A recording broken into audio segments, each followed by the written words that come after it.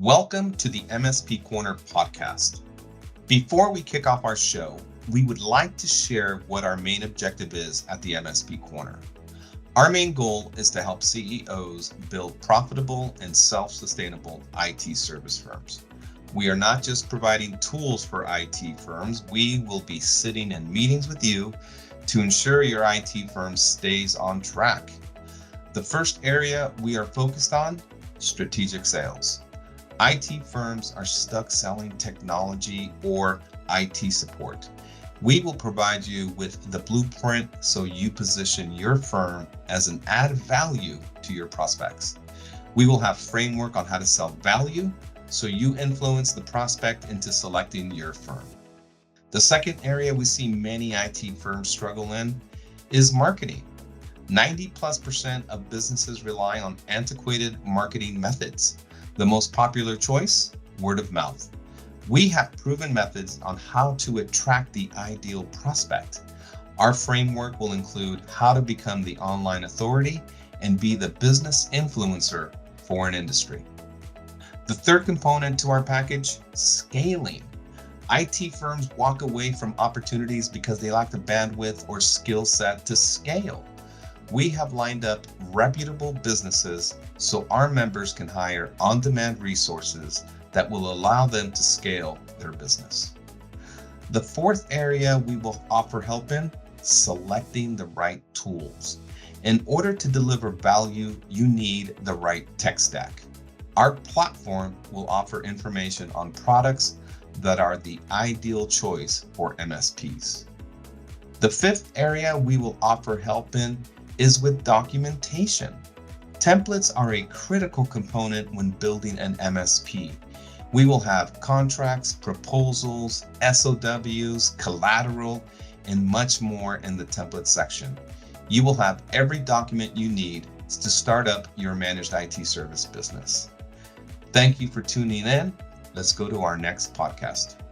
And thank you for tuning in to another podcast at the MSP Corner. I am your host, Fernando Leon, and I'm joined by my co-host, Gregory Moravietz. And today's guest is Jeff Greenspan from FMS.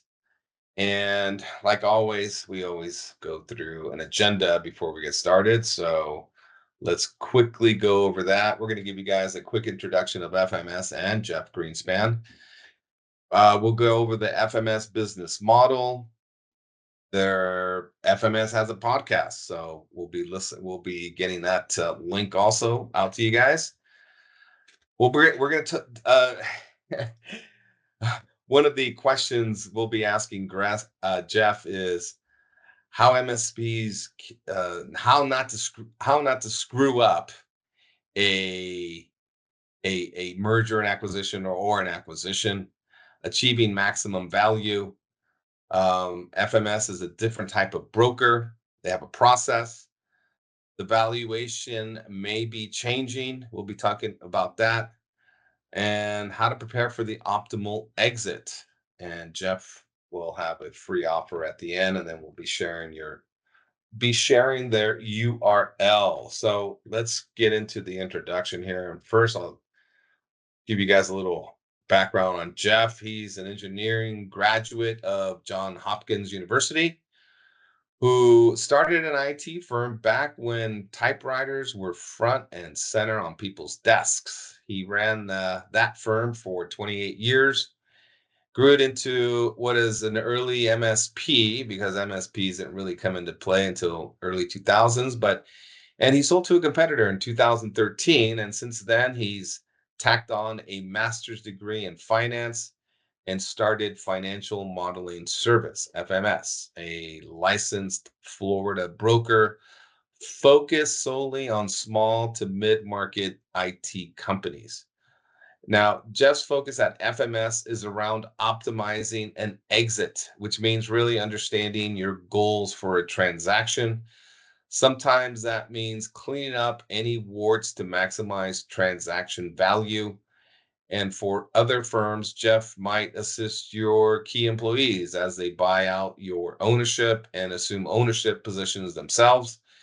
For other MSP owners, finding the exact right buyer is key. And you don't want to turn over your baby to just anybody. So he helps you with that process. But Jeff has been in the MSP shoes and made and learned from his fair share of mistakes. Jeff is often just the right person to help you transition into your next role, whether it's a full time or partial retirement. All right. So, Jeff, let's start this up. Tell us a little bit more about your firm and when you were in the IT business. Well, thank you, Fernando. It's a pleasure to be on your podcast. So I started an IT company back in 1986. It was called Database and Land Solutions because I'm not a very imaginative company name creator.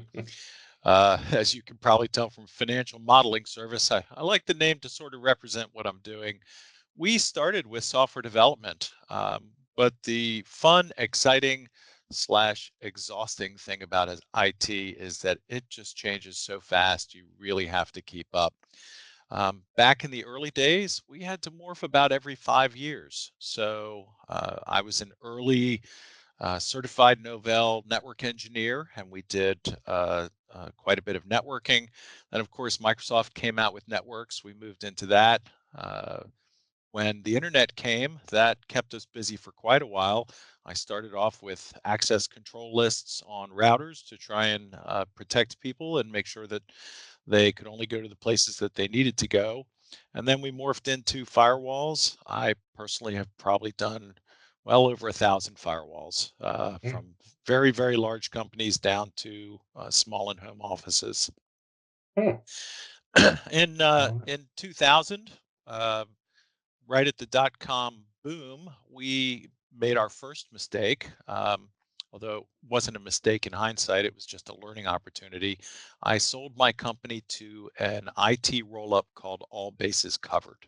Ah, And some of you may remember Paul Dipple, who was in charge of that roll up, an amazing guy and a true gentleman. And one of the reasons that I became interested in mergers and acquisitions, he advised me at the time to take some cash as part of that offer.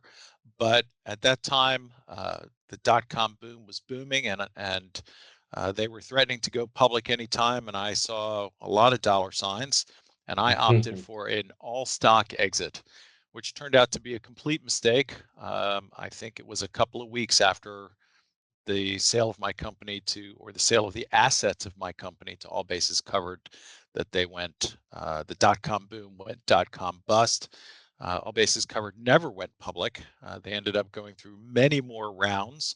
My stock got completely devalued and watered down. And by the time I finally did cash out, what was probably $1 million company turned into a $5,000 company. oh, wow. Yeah, yeah. Wow. So lots of mistakes there, and a very educational experience for my second go round sale. So after that, I sort of sat idle. I sat out my non compete, and fortunately, because I'd sold the assets of my company, not the company itself, I was able to restart fairly simple.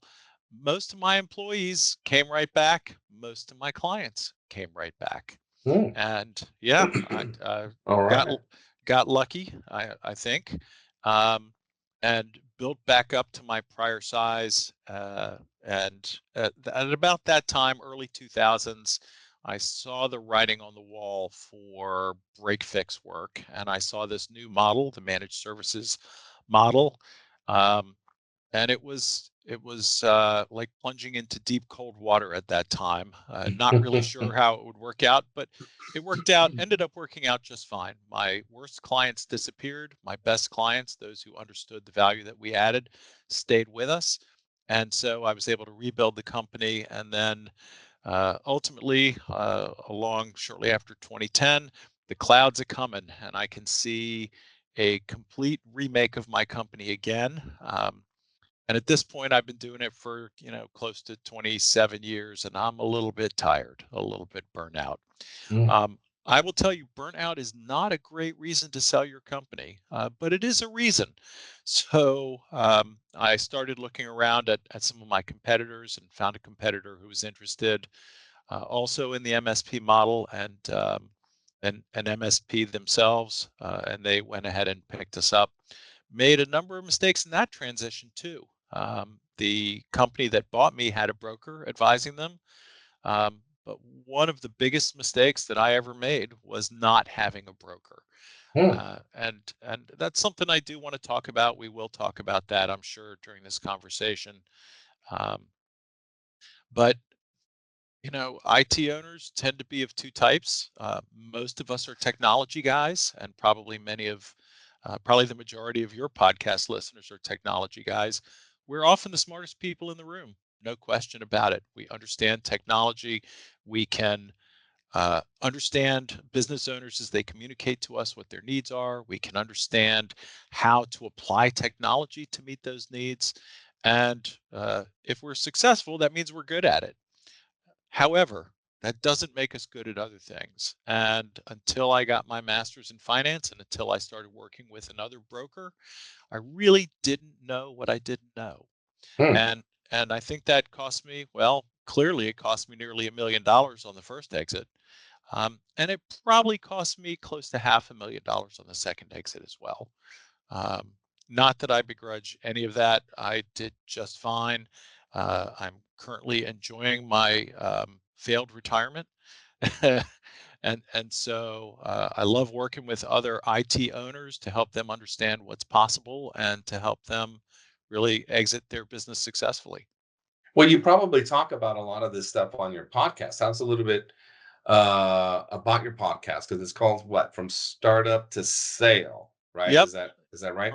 that is correct. It's From All Startup right. to Sale, a podcast by MSPs. That would be me, for MSPs.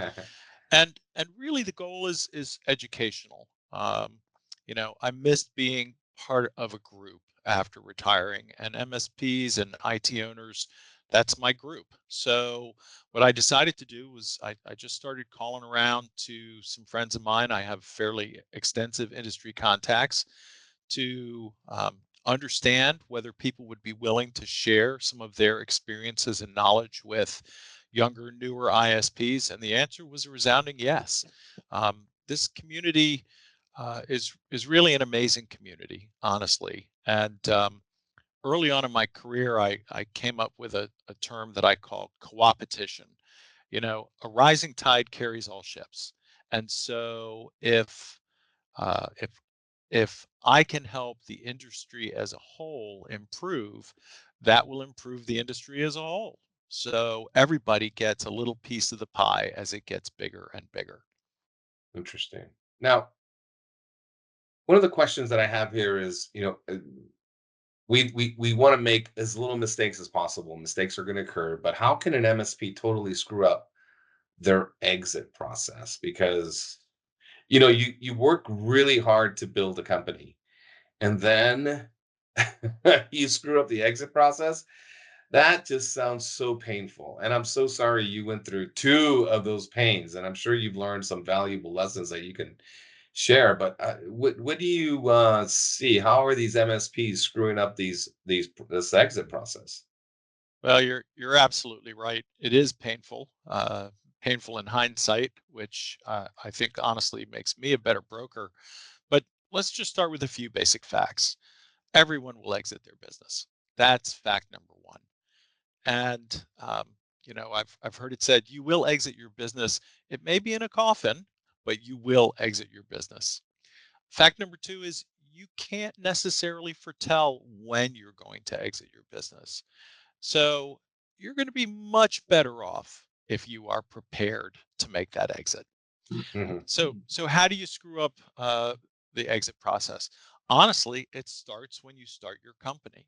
So the way I look at it is that planning for an exit, and again, this is something that you learn in business school. It's fairly commonly taught if you've been through an MBA program or a program in finance. But you want to start with the end in mind. You want to think about what the life cycle of your business is going to be, and um, that really starts when you form whatever entity you're going to be working with. So I know we're going to talk more about achieving maximum value, and I want to save some of the fun stuff for that. Um, But really, throughout the life cycle of your business, you need to be thinking about how can I be prepared to exit should something happen to me, should something happen to someone in my family where I really need to exit, and by being prepared, you will achieve a much better result. The second thing, and I've already alluded to this, you don't know what you don't know. So find an appropriate support team. Every business needs a team. I do a ton of mentoring for SCORE, the Service Corps of Retired Executives, and every newbie who comes along, I tell them every business needs a team. Your team is going to consist of people like your accountant and your lawyer. It may consist of a real estate agent if you own real property. You need an agent for your insurance. It helps to have a mentor. There are all kinds of other people who are happy to work with you, some for a fee, some not for a fee, but they add value to you in ways that you allow them to add value. And the key mistake that I made was not just recognizing that I was the smartest person in the room, which I now no longer believe. I think the smartest person in the room is the person who finds smarter people to surround them in the room. Um, uh, I agree with that. yeah, look, I've heard other MSPs say that, other MSPs that I've interviewed. Yeah. The good ones say that their job is to find smarter people to help them run their businesses because you just can't do everything and you don't know everything. So finding the people who can help you is one of the smartest things that you can do. Understanding that even though you may be an amazing technician, that doesn't mean you know how to swap out a toilet, although that's not particularly difficult, or sell a company, which can be much more difficult. We Go ahead. we bought two companies in the past. And the first one we bought it was pretty easy because they had like maybe 14 accounts. They just offered, to sell the accounts to us for cash, and we paid it, and we took the accounts over. The person stayed with us for a little while we transitioned it over. We maintained the same billing structure because we didn't want to scare the other people off.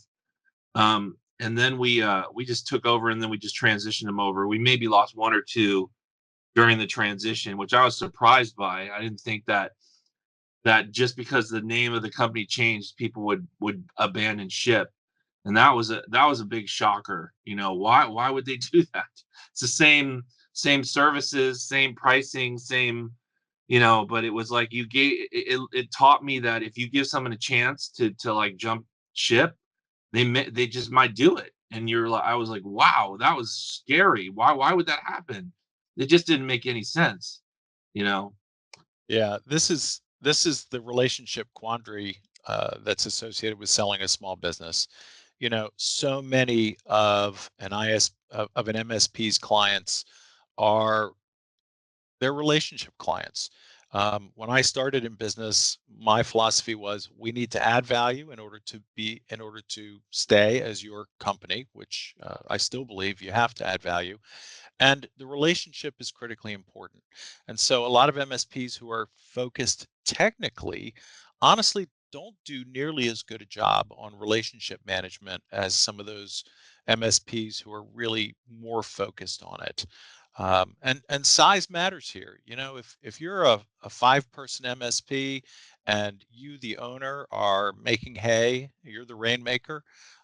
Those relationships are very dependent upon you, and you know it. So, with most small MSPs, acquisition processes, um, it's not uncommon to see a 5 to 10% loss in clients. I would say that's very common, in fact. And the reason is that the businesses that we're dealing with, you've got a relationship with the owner, and as soon as that relationship is in jeopardy, when the owner knows you're thinking about leaving, well, maybe the controller had a good relationship with another IT company in their past job. And they've been talking to the owner about, we really should try this other company because I worked with them before and they did a great job. Well, now that you, the owner, are gone, it becomes a lot easier for your client to start listening to some of those little voices in the back of his head or at the front of his sales team.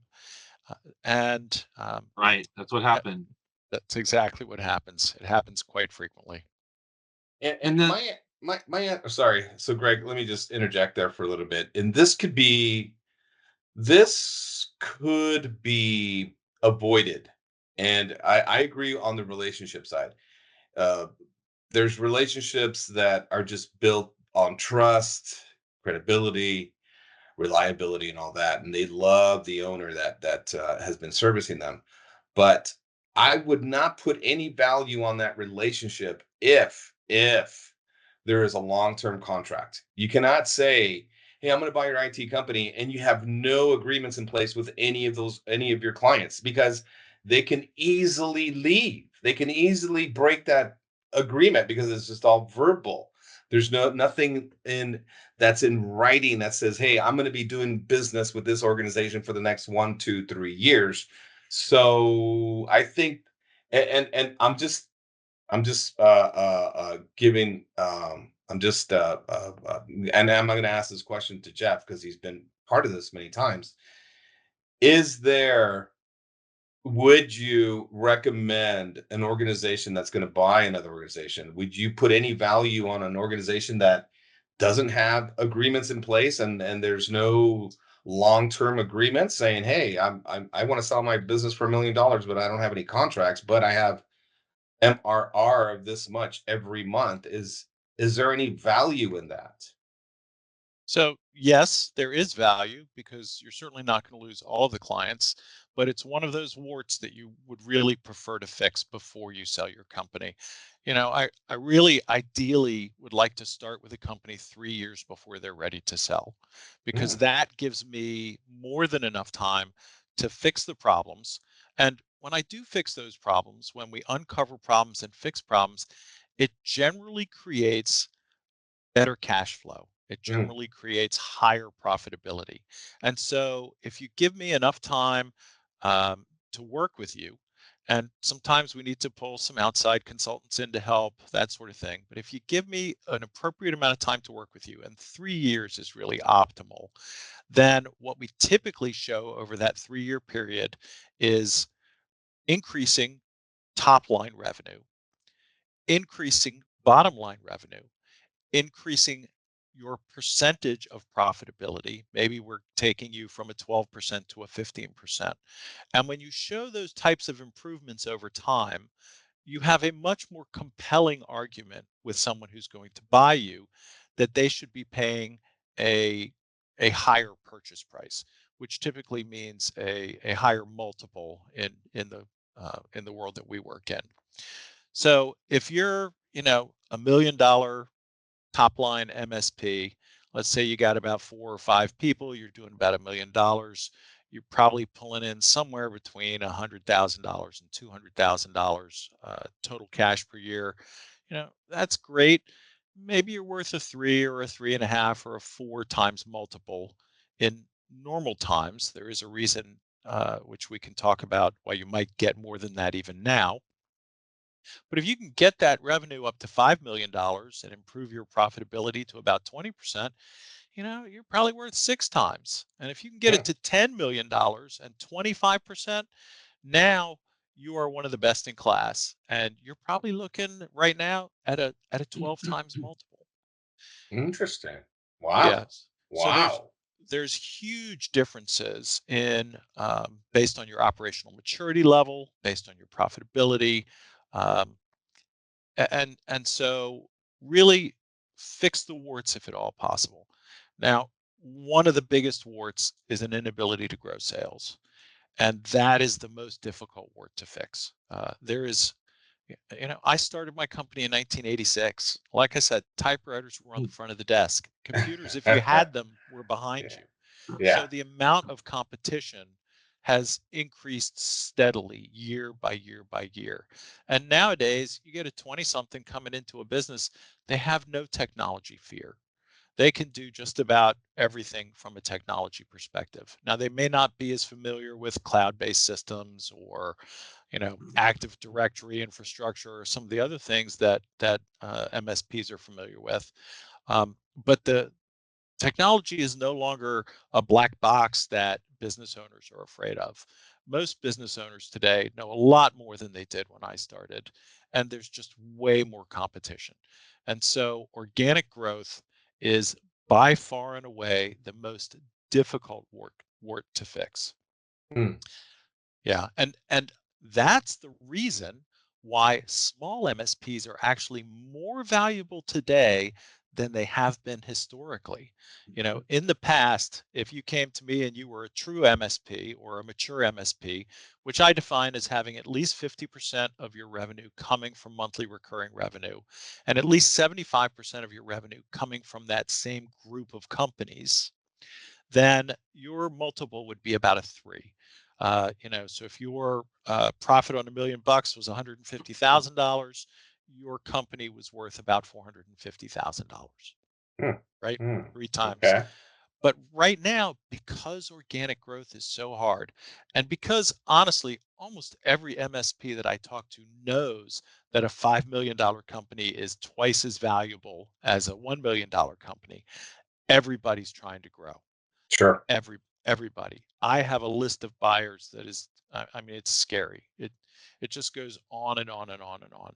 My list of sellers, very short. So if you are a seller, then and you have a reasonable company, you are likely to achieve a higher valuation than you might have, say, 5 years ago. Hmm. And I know we're going to talk about changing valuations, so I'll just bring it up now.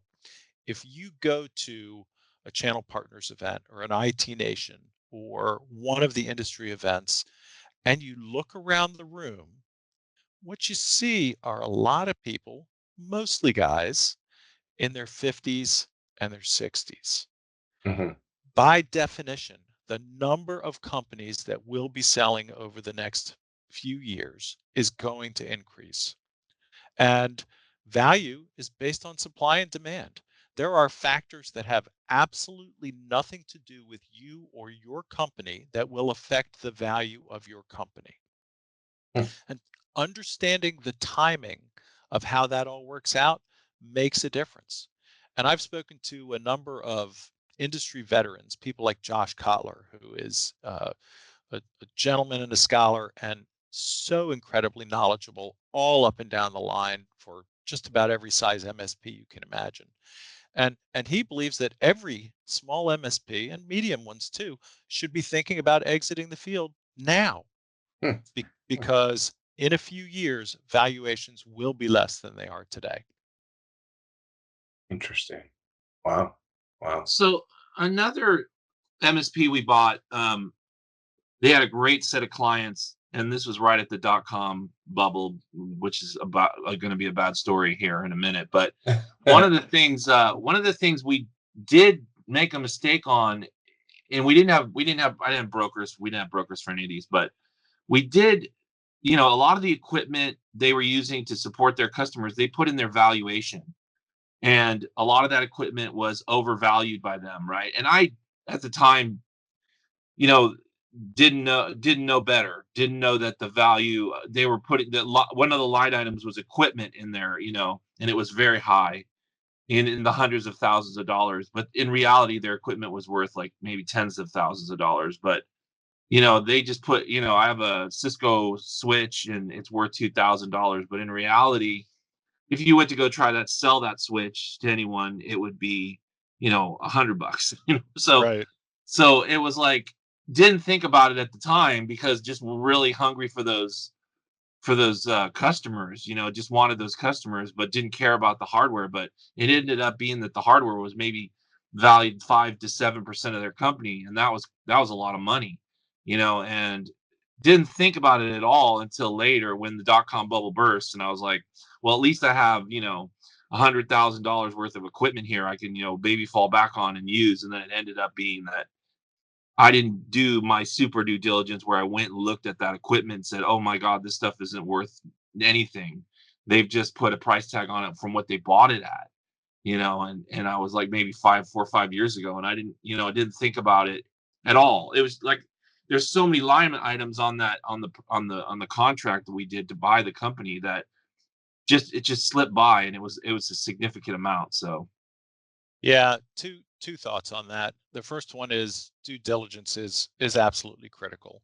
And so as a seller, ideally in advance, you should prepare for due diligence. And I have all kinds of checklists that can be used to do that. The second thought revolves around something called working capital. And working capital is a technical term. You guys are probably familiar with it. But basically, working capital is the money and or the assets that your business needs in order to produce the income that it produces. And so during a sale process, and this is less true for the very small companies and becomes more true as companies get bigger, the amount of working capital that will be transferred as part of the sale needs to be determined. And that working capital might consist of strictly cash. And in fact, for most strictly technical companies, it is cash, because most technical companies don't have a huge amount of money tied up in, you know, machinery or other types of equipment. But if there is equipment that is used to generate the revenue that you have, that's really part of your working capital. And I know that I was extremely surprised when I sold my company the second time, when the broker said, "Yeah, we're not paying extra for the." At that time, we had $80,000 in servers that we had deployed in various locations. That was our equipment and was generating revenue as backup and disaster recovery equipment primarily. Yeah, we're not paying extra for that. That's really working capital. And oh, by the way, we also expect you to contribute $80,000 of cash that's in your account, because that's working capital that we need to make sure that the employees get paid and that we continue operations. right. And, again, I'm the smartest person in the room, and I had no idea that working capital doesn't really belong to me. Working capital doesn't really belong to the seller. It doesn't really belong to the buyer. It belongs to the company. And uh, that almost killed the deal. It really did. We have a saying in the industry: every deal dies three times. Well, that was one of four for the deal that I did when I finally sold my company. Yeah, I mean, when you're looking at the bottom line after you're done and the botcom bubble burst, you lose half of your accounts over, no fault of your own. It's just that they're going out of business because they're merging, acquisitioning themselves, or they're just going out of business because they lost their funding. You start to look at your deal and go, oh man, where'd this $100,000 go? And if I had, I probably would have killed that deal maybe by saying I'm not going to pay for these servers, because I would have had to have somebody on my team, like you said, that was just knowledgeable enough to say this should not be part of the sale of the company. This is not part should not be part of the deal, and this is why. And explain, at least try to explain it to everybody versus not. This is why you need to work with a broker. If I work with a seller, and I really do strongly prefer doing sell side transactions, it's my job to make sure they understand what's going to happen. I don't like surprises. I would much rather be prepared. And that's why I look for warts too. I never want a buyer to turn to me and say, well, you know, during our due diligence process, we found this and it's a real problem. I had better have found that problem before they did, Right. honestly. I mean, that's just doing my job. And ideally, I would have found and fixed that problem. So really, really good data here, Jeff. This is really good stuff. And because, these guys, a lot of them aren't business people, right? They're techie people, and they need people like you. But you said something very interesting earlier on in this conversation, because we just went off on a tangent in different directions. But you did say something very interesting that adds value to organizations. And you said that magic word, sales. You got all these guys, 99. I mean, we only deal with IT service companies at single point of contact, right? That's who our clients are. Now, 99.999% of them have no clue on how to sell value, have no clue on how to market themselves, how to attract an audience. So they all are struggling with the same problem. How did you solve that problem? Do you help them solve that problem? Or how did you build your company when it came to sales and marketing? Did you solve that puzzle? I wish I could say that I did. I really do, but I was the bottleneck in my firm. I tried so many different things and this was from say 2007 to maybe 2012. I tried so many things to grow beyond where I was in an organic way. I hired outside marketing firms to set appointments. I tried marketing firms that used email. I tried marketing firms that used cold calling. Back then, LinkedIn wasn't as big a deal. I know a lot of people are doing LinkedIn marketing and using outside firms for doing that. None of those things ever worked for me. Then I went out and I hired a VP of sales, VP of business development. Um, Actually outsourced that to a hired gun who had done this for some other companies and was doing this for some other companies. It was his job to bring in and train salespeople and to make sure that the process worked. I spent almost a year and probably $80,000 on that particular effort, which did not work before I finally pulled the plug on that. This is really a difficult problem. And now I know a few things that I didn't know before. One of the key things that every small MSP really should understand is how their business creates value. Hmm. And so, I know we're going to talk about maybe it's time to go ahead and talk about achieving maximum value when selling your business. Are you guys ready Yeah. to get into that? Yeah. That was the next question coming up. Is like, how can an MSP achieve maximum value when Okay. selling their business? So good. Good segue. Yeah. Yeah. All right, so I've got 5 things here. We're going to go through all 5, and I'll do them one at a time. I'll stop. I'll let you ask questions. So the first one is that you need to start with the right business structure. And so for almost every MSP that I talk to, they've got themselves set up as as an LLC. Some of them have set themselves up as an S corp, and very few have set themselves up as a C corp. I'm not really going to talk about partnerships or some of the more exotic structures. I just don't see them.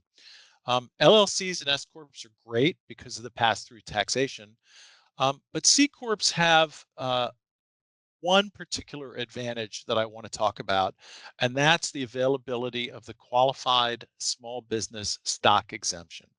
So, keeping in mind, I'm neither an attorney nor a tax accountant. Okay, so uh, please, I'm in Florida. If I don't give that caveat, it's a third-degree felony. So I always do. Um, the small business, the qualified small business stock exemption is defined by Section 1202 of the Internal Revenue Code, and it allows stockholders who hold that stock for more than 5 years to exclude 100% of the gain on sale of such stock, subject to a cap of $10 million or 10 times the basis. So, what does that mean for most small MSPs? You start your company, you run it, you grow it, you sell the company, you don't sell the assets of the company, and you don't have to pay any tax on that gain of sale. Right? That can Mhm. be a big deal. However, of course, the flip side to the coin there is you will get a reduced valuation because of the loss of goodwill amortization when you do a stock sale as opposed to an asset sale.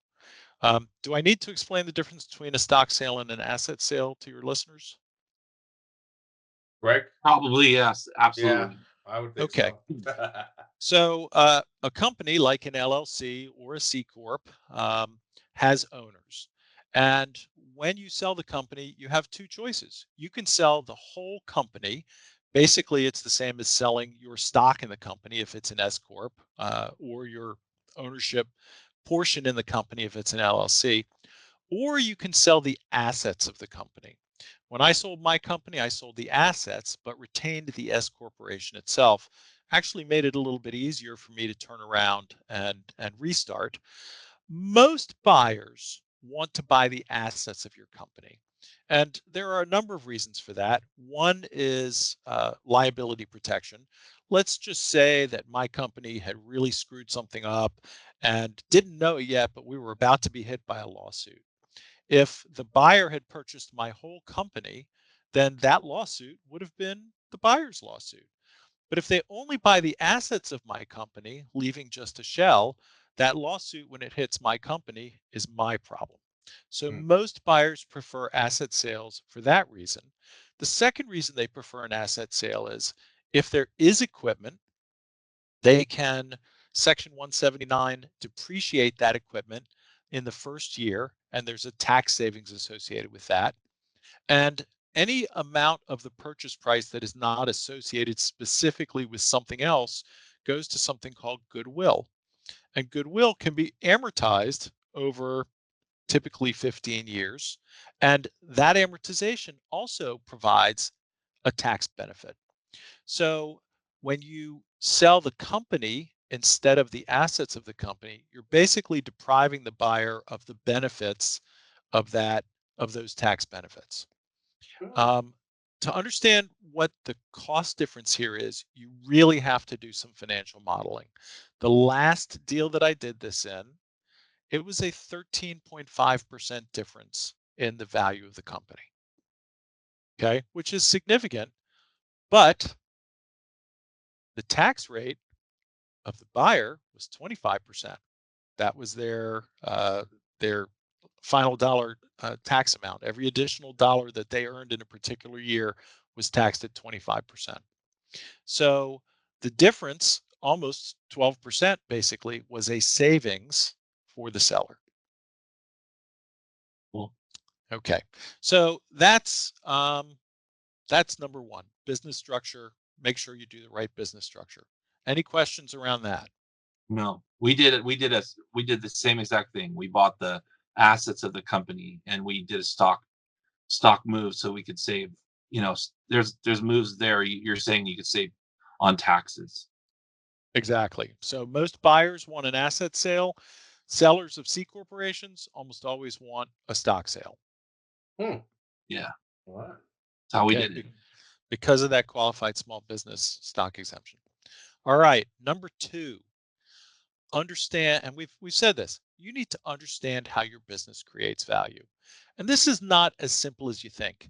If you're a home builder, you're doing something called job costing. For every home that you build, you keep track of how much you're selling that home for, you keep track of how much it costs you to build that home, and you can figure out what the profit is from that particular job. But most MSPs don't think about not job costing, but I'll call it product costing or service line costing. If you are providing let's say you're building your own backup and disaster recovery appliance on Dell equipment using, well, we used Aperture. I don't know what they're called now, but whatever tool you want. Let's say you're putting your own BDRs together. Um, you need to track profitability by that particular business line. You need to understand how much value you create and what is your profitability percentage for that particular business line. We also had a couple of Cisco iron ports doing antivirus. Well, we needed to track that. We were also running SonicWall's global management system. Well, we needed to track that. Those were multiple business lines that we were providing as managed services. And it was important to understand how much does each of these cost us? What are my expenses and what are my revenues? And so each year I could look at my different product lines and I could say, wow, SonicWall's GMS, I'm only generating about a 10% profitability margin on that. Maybe based on the effort that I have to put into that, maybe I should outsource that piece. But these BDRs, holy crap, I'm at 35% profit margin on these things. I want to market these things to the greatest extent possible. So understanding how your business creates value often involves making changes to your chart of accounts. And so here is one thing that I really strongly recommend. There's a company called Service Leadership. It was started by Paul Dipple, whose name I've already mentioned, now run by Peter Kujawa. Um, they're the industry leaders in understanding this space by leaps and bounds. And they provide at no charge what they call the normalized solution provider chart of accounts. I strongly recommend that every MSP, every IT company adopt this normalized solution provider chart of accounts. It's Hmm. available for free. Explanations of what all the accounts are available for free. And let me tell you, it makes it a lot easier for me to sell a company when you're using the normalized solution provider chart of accounts, because most of the big MSPs know who service leadership is, have been involved with them for a long time, probably are using the same chart of accounts to begin with, and they understand your business so much better when you use this chart of accounts. Hmm. Hmm. So you're I, talking about rearranging your bookkeeping silo to match up with this chart of accounts? That's exactly right. You can Oh, literally use this exact chart of accounts. I said I do a ton of mentoring, and even back when I had my IT company, if I was working with a startup company, I would assist them in developing a chart of accounts in their accounting system. Your accountant, whoever your accountant is, has probably already helped you do this. Well, I'm telling you, they probably didn't know what they were doing, hmm. quite honestly. Their concern is that you are compliant with taxes. They don't so much care that you understand what your predominant business model is. And one of again, this is a service leadership term. There are two that are, I think, particularly relevant to every small MSP. One is predominant business model. Are you break fix? Are you truly an MSP? Software development, software as a service, security as a service. What are you really doing? What's your predominant business model? And it's important to know that, because the key performance indicators that are important to you will be different depending upon your predominant business model. And the second term that's important is operational maturity level. This is really, how do you compare to your peers?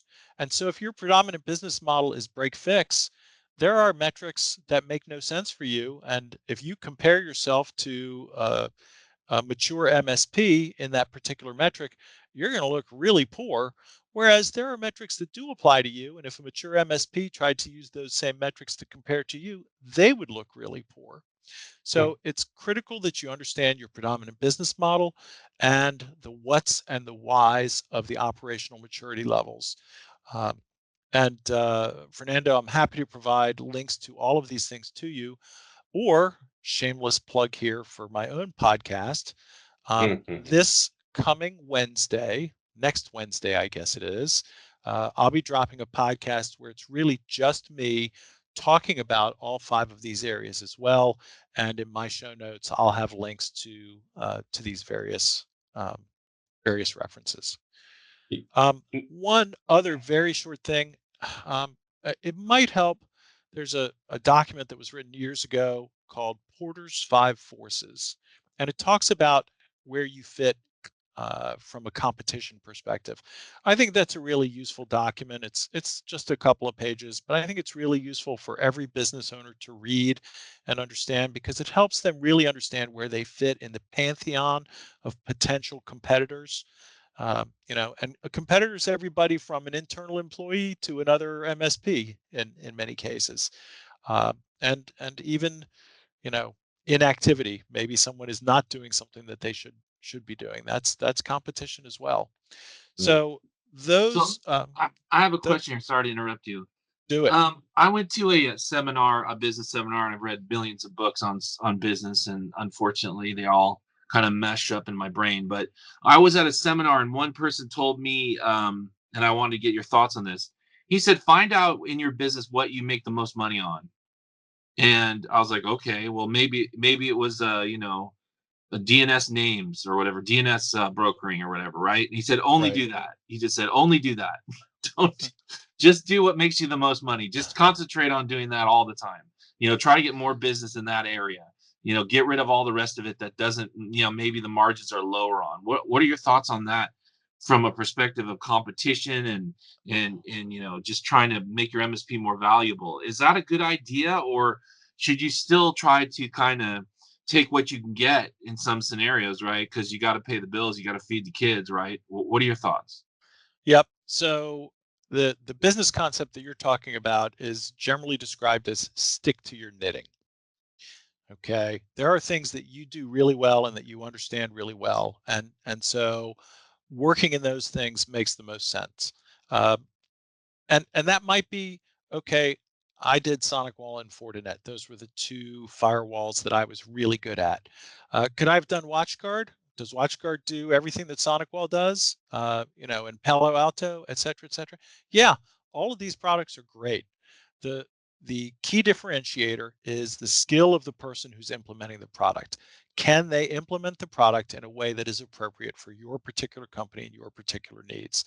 That's sticking to your knitting. As far as only doing one thing, you can do that, but most clients need more than one thing. So if you're going to be an MSP, you have a number of choices. You can figure out what your client needs and service them by outsourcing many of the things that they need and insource the things that only you are good at. Or you can only do the one thing that you're good at and try and outsource that to other MSPs. Right. So, two choices there. The bottom line is stick to your knitting. Don't try and make a ton of money on stuff that you really don't understand. That's a recipe for disaster. Okay. All All right. right. Are we All done with right. understanding how our business creates value? Yes. All right. Yes. Number 3, get rid of bad habits. What do I mean? The first one is hiding income. I am of an age when I first started working as a teenager, it was for my grandfather. He owned a toy and hobby wholesaler distributorship, which was amazing. It meant I got early access to just about everything that came on the market. And he pulled me into his office one day and he said, Jeff, you know, not all the cash that comes in here goes into the till. I'm like, what are you talking about? He's like, pretty much every business owner knows that when you get cash, if it goes in your pocket, you don't have to pay taxes on it. So technically, you do have to pay taxes on it. That's tax avoidance and it's illegal. Hiding income is a particular problem prior to getting ready for sale. And the reason is that multiple that we talked about earlier. You know, if you make a $500 sale with a 20% profit margin, so you're talking $100 net profit. You assume a tax rate of 25%, for example. If you put that $100 in your pocket, you've actually made $125. You got the $100 in your pocket, plus you save $25 by evading taxes. But if you put that $100 into your till, into your bank account, you've got net profit of 100, and let's just say you're, a $2 million a year MSP at a 4x multiplier. Well, that multiplier is a multiplier of profit. That $100 is worth $400 to you at the time of sale. So please, please, please, when you generate business income, put it in your business account and record it as revenue. Second bad habit, non-existent or disorganized documentation. We're only as good as the records that we keep. And if it doesn't get written down, it didn't happen. You need to keep good records on your clients. You need to keep good records about your company. The third bad habit is expired contracts. It is so difficult for small MSPs to really stay on top of their clients and their contracts that they put out. And having expired contracts means that a buyer has to deal with a mess from day one. So get your contracts in order. And now, second shameless plug, episode 8 of from startup to sale was a company called Monjur, Monjur. They are an MSP to MSPs for legal contracts. And so Rob Scott over at Monjur really understands the computing space and is absolutely amazing. You need to look at what they do. If you work with them, you won't have to worry about your contracts, and I won't have to worry about your contracts when it comes time to sell. The last bad habit I'm going to talk about is just kind of obvious. Don't lie. And even more importantly, at least for your broker, tell me the whole truth. I'm going to figure it out anyway. I'm really good at reading between the lines. I can read your chart of accounts. I can read your accounting statements. I can figure out where problems are there. I can talk to you about your processes. I can figure out where your problems are there. Don't lie to me. Don't tell me that you got something figured out when you don't have it figured out. It's just way better if we are 100% honest with each other. I'd rather tell you the truth and have you fire me, quite honestly, than tell you a lie and keep you as a client. Okay, those are the bad habits. Questions? I mean, you can you can exaggerate, that's just part of like when we're in IT, we sort of exaggerate a little bit because of the fact that people don't understand what we're talking about. So, we try to make analogies, and we try to explain things differently, or use some sort of a key to tell people how things are. So, I mean, how do you deal with exaggeration? It's just don't do it. Just, you know, So in the merger and acquisition process, there's really very little room for it, right? Um, you know, never ask a salesman whether his product can do something because the answer is always yeah, yes, yeah, right? right. Uh, That's not, but is that a that's lie? Yeah, I mean, that's the sales process, and while this is a sales process, because um, there are alligators in the weeds for the sales process. Almost every purchase agreement includes representations and warranties. And the last thing that you want to have happen after a sale is for a buyer to turn to the seller and say, "You said X, and the reality is Y. And now we're coming after you to compensate us for the difference in value associated with that." yeah. Right. So there's a time and a place to exaggerate. And really, mergers and acquisitions are just not it. I want to represent the reality of your firm to the best of my ability. And I'm going to do that. And if you're working with me, I'm really not going to let you get away with it because it just creates real problems. So in California, I think that there's no such thing as a non-compete, right? As I believe, you can't like tell somebody you can't compete with me. Isn't that true? So, yes and no. Non competes have been um, so I have not done business in California. I'm not a lawyer. I can't speak to their law specifically. What I can tell you is that non-competes between business owners as part of these agreements are enforceable because there is a tangible benefit associated with that non-compete.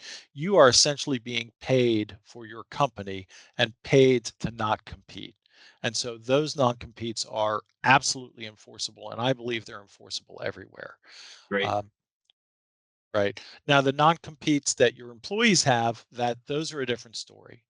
And if a buyer identifies an employee as a key employee and wants them to have a non-compete as part of their onboarding process, at one point, even those non-competes were determined to be illegal, but that was struck down. So that one's kind of in limbo. But I would think in order to be enforceable, truly enforceable, a non-compete needs to have some sort of compensation attached to it or some sort of benefit attached to it for the person who's signing it. All right, cool. That is interesting, though. Those non-competes, I always felt like they were I can see on the business side, but the employee, if an employee is fired or let go and they sign a non-compete, it's like they have the skill set. They gotta go make money. It's not like they can find a new skill set and begin a whole new career. So that's interesting there. Yeah, Hmm. it is perfectly acceptable to ask an employee to sign a non-disclosure agreement. They Hmm. can't disclose who your clients are, or proprietary information about your company.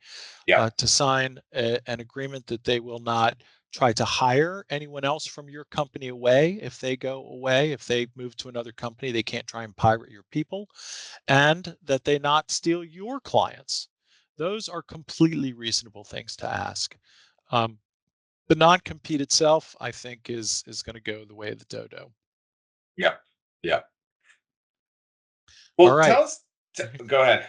What were Uh, you gonna say? No, any you were question? gonna. I was going to see if you're ready Oh, for number 4. yeah. Yeah. Go for it. All right. Number 4 is remove impediments to sale. And this is where we talk about the warts. And I'm just going to give some examples of impediments that I've seen. Um, Business licenses and permits, make sure they're up to date. You'd think everybody would do that? No, everybody doesn't do that. Um, there may be licenses that need to stay with the business. You know, if you're doing underground cabling or low voltage wiring or some other things, those licenses may be critical for operation of the business. And so if your buyer doesn't have them, then you need some way for those licenses to stay with the business. Asset sale, we've talked about contracts. In an asset sale, you're basically selling your clients and other assets that you have. Are your contracts assignable? You have to be able to assign your contracts to the buyer. Many contracts are not assignable by default. And so that's one of the very first things that I look at. And again, if you're dealing with Monger, I don't have to worry about that. Couple of other quick things about those contracts. There's one question that you can ask your lawyer if you're an MSP and you have a business attorney who's drawn up your master services agreement. Ask them whether the indemnity clauses in your MSA are aligned with the provisions of your insurance policy. I'll say that again. Are the indemnity clauses of your agreement aligned with the provisions of your insurance policy? I practically guarantee that your attorney didn't ask to see your insurance policy before they put together your service agreement. So just we another, actually we yeah, actually push that as one of our suggestions, and that's what we learned on early on, is that while you're making your offerings, you need to go with you need to look at your insurance company to make sure that what you're offering is being covered.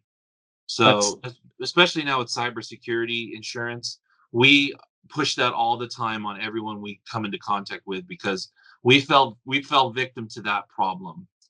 yep. It's one of the things that Monger does, and I've got other clues about what they do that you don't have to use them, but you should definitely listen to episode 8 and understand some of the things that they do and bring those things back to your attorneys, because right now in this environment you have got to be well protected, and the way that that starts, two ways. One is your agreements, and number two is your insurance policy. So make sure that you know what you're doing in both of those areas. Back to removing impediments. You want to make sure that a solid majority of the owners of your company are in agreement about moving forward. And again, it's not uncommon to see two-person companies, and if the two owners don't agree with each other, uh, it's a problem. You're going to have a hard time moving forward. Next impediment, I always want to make sure that people are motivated to sell for the right reasons. And really, when I say that, I want to make sure that you're not selling your business because the business is floundering, right? I don't want to sell a turkey to anybody, and nobody wants to buy a turkey. And I'm not going to risk my reputation selling your failing business just to help you get out of the business. Be honest with yourself and be honest with me. I'll figure it out. And that's actually the last impediment. Just be honest. Be honest with me. Be honest with your broker. All right. Any questions about impediments? No. No, but I'm getting ready to wrap this up. So I see that you have a free offer for our listeners, and I wanted to see what that was. I do. Anyone who reaches out to me, I will happily give them what we call the back of the napkin uh, um, estimate of their valuation, along with a document that shows where that information came from. I'll basically be providing guidance that we use when we do valuations. And there's absolutely no charge for that. And once again, my goal is to work with people at least 3 years in advance. And really, I only charge for two things. One, we do charge if a formal valuation needs to be done. It's not overly expensive and it's often worth doing to start the process. And two, we charge a transaction fee. I may recommend that you bring in some other consultants to solve some other problems, and you'll have to work out arrangements with them. But there's very little cost for talking to me, for understanding what value I might be add to your particular company, and for getting my long-term help in making sure that you're ready to exit when the time comes. Yeah, I like that model. I really like that. That's really attractive. And I can tell you that what you said earlier on in the show, that there's a lot of buyers, but not enough sellers. That's really interesting to me. So there's these small IT service companies, they're prime pickings. So they're tired of being their own boss. There's somebody going to be out there, and you can help them connect with those buyers. Is that correct? I absolutely can. And it's really important that people know what their number is. You might have a small company that you don't think is worth very much, but it might be worth enough for you to consider selling and put you in position for a partial retirement or working for somebody else for a couple of years and then retiring, or maybe even just retiring straight up. You don't know until you check. Yep. Nope. I agree. I agree. Well, I'm going to give everybody your website, which is www.financialmodelingservice.com. And they can also email you at Jeff, which is Jeff dot Greenspan at financialmodelingservice.com. And you've also included your phone number here. So I'm going to give that out at 571-238-6470. Any last words, Jeff, before we wrap this up? Nope. I'd like to thank you very much, Fernando, for having me on your show, and hopefully we've helped a few people along the way. Well, I I I'm really grateful that you came on. I got to have you on again. We didn't get to every single question because there's a lot to cover. So I kind of want to have a part two in the near future because you've been so it's been very enlightening, and you gave some very valuable information, and I'm sure our listeners would love to hear more from you. So let's I would love to hear more. I'll tell you what would be fun is ask your listeners to send in questions, and Okay. let's compile a bunch of questions from listeners, and then we can do a show on that. I think that'd be a blast. Well, Jeff, are you open to doing a live show? Are you open to doing a live webinar where you can share some slides, give some, and then we can have like a Q&A session? Because this is really a great show and very educational. It probably won't surprise you to learn that I have a great PowerPoint pitch deck. I call it Exit Stage Right, and be happy to share. Great. Awesome. Then let me reach out to you later in the week so we can schedule another call or schedule a live show, because I want to have you on a live show. Cool. All right. Okay. Great. Greg, any last questions? No, nothing from me. Okay. All right. Everybody who's been listening, thank you so much. And don't forget to sign up to be a member on the MSP Corner website. We're at www.mspcorner.com. Please share our link, this podcast link, with the CEO who'll find this information beneficial to their business. All right. Thanks again, guys. Have a good one. Thanks. Thank you for listening, and don't forget to sign up to be a member on www.mspcorner.com. Please share our link with a CEO who will find our information beneficial to their business. Have an awesome day.